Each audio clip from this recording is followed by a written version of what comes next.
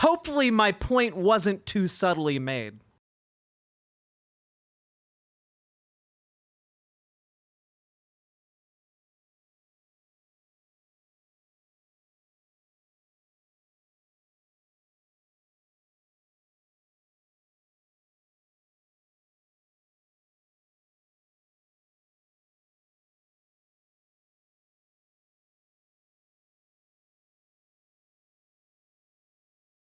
It wasn't, but these people are very stupid.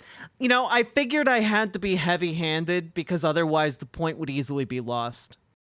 Yeah, I wanted to use small words so that, you know, it might be intelligible to the feeble-minded among us. Y'all must be bored in the echo chamber to entertain me. I missed the point. Well, yeah. I mean, when you're raised by the mom you had, I understand.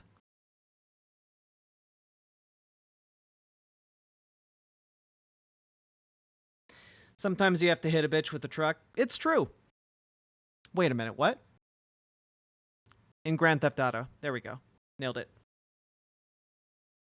Just woke up. What's going on? Just playing with our food.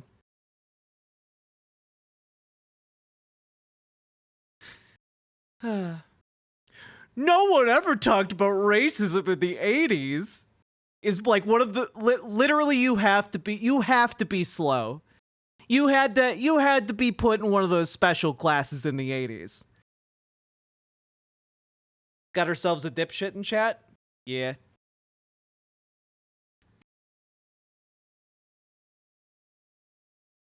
Why was he banned? I was having fun. Probably because I have better things to talk about. We had our time. It's best not to let them overstay their welcome. When they're deeply unserious, it stops being fun like pretty rapidly. I probably overplayed that a bit, but I was having fun in the shit. You did go on for a while. I know.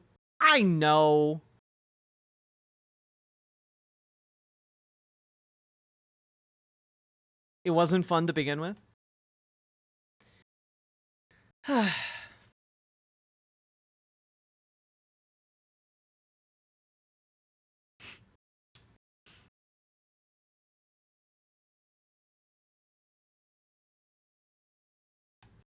If anything, racism was overtly a thing in the 80s. Yeah, of course it was. Like, of course. God. Good night, Dragonfly.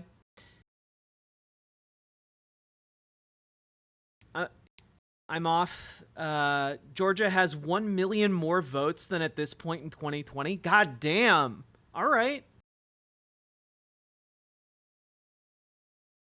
I got most of it in a clip. That's great. I don't really need to watch a clip of me saying the word shit 1,000 times, though. How bad was racism in the 80s? Well,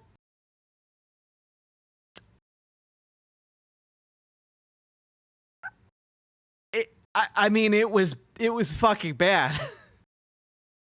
like I don't really know how to emphasize this for you, but like, let me put it into perspective for you, okay? The Civil Rights Act only passed 14 years previously to 1980, okay? Or 16 years previously, rather. Like, the Civil Rights Act wasn't old enough to buy a beer, let alone a cigarette, in 1964, or in 1980. 16 years is not long enough to, like, erase the effects of redlining, which continued to be a thing into the 70s and early 80s. Like, it wasn't enough to, like, end racial discrimination at large. Like, the Reagan campaigned on the concept of black welfare queens defrauding the state in order to become rich. Like, what year? Me,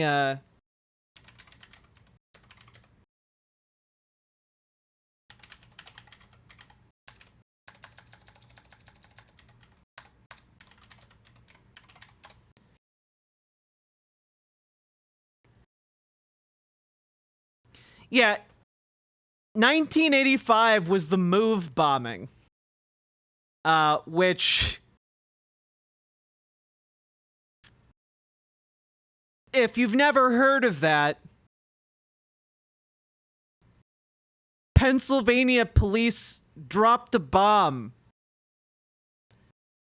on a block of homes.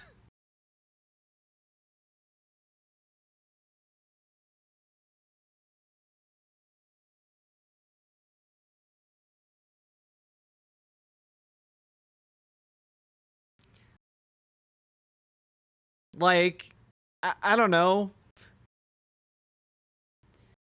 The bombing destroyed 61 homes, left 250 people homeless. The bombs killed 11 people in the house, 5 of which were children.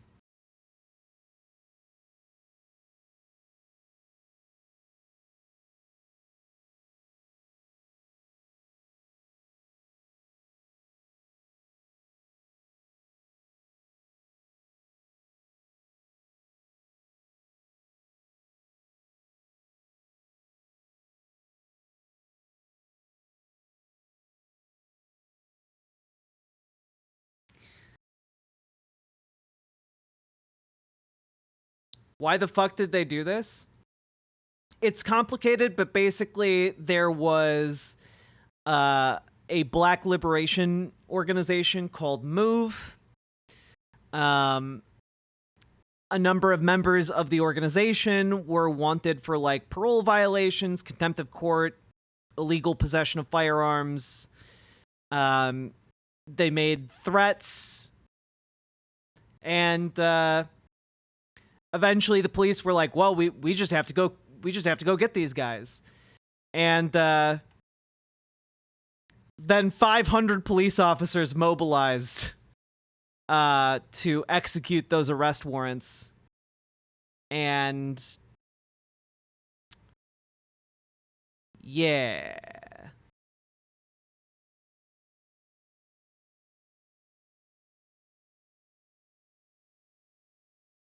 Thank you. I've genuinely never heard of this. Yeah, it's not great. But yeah, it ended when Pennsylvania State Police helicopter dropped explosives on the house.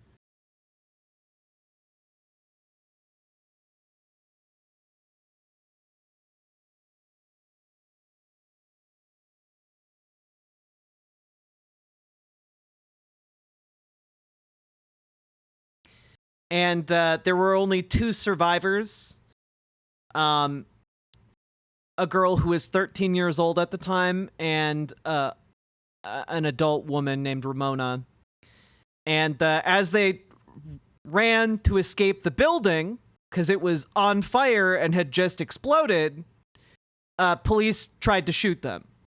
And later, Ramona said that police also fired at anyone else trying to escape. So, yeah.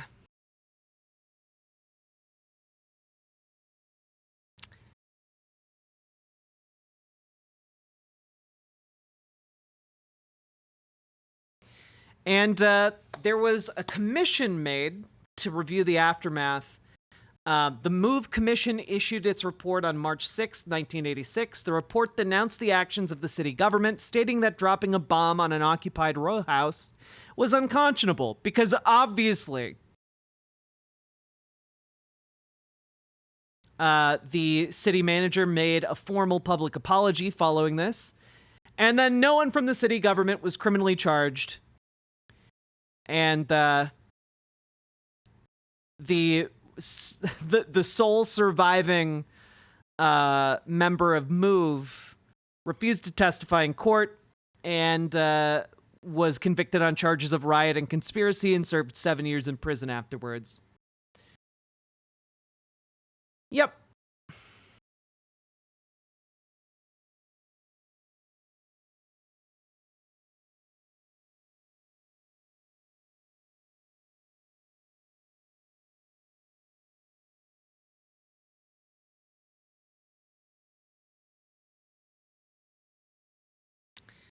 Anyway, we really got hung up on that. Okay, let's move on.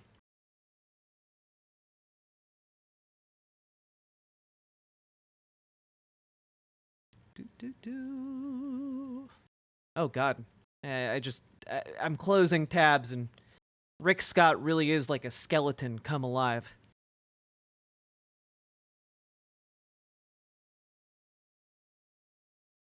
That is worth getting hung up on. Yeah, I mean it is. Yeah.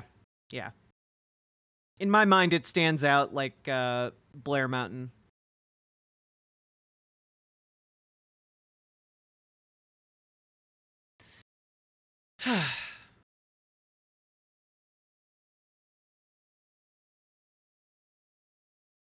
White man jump scare. Honestly, yeah, terrifying.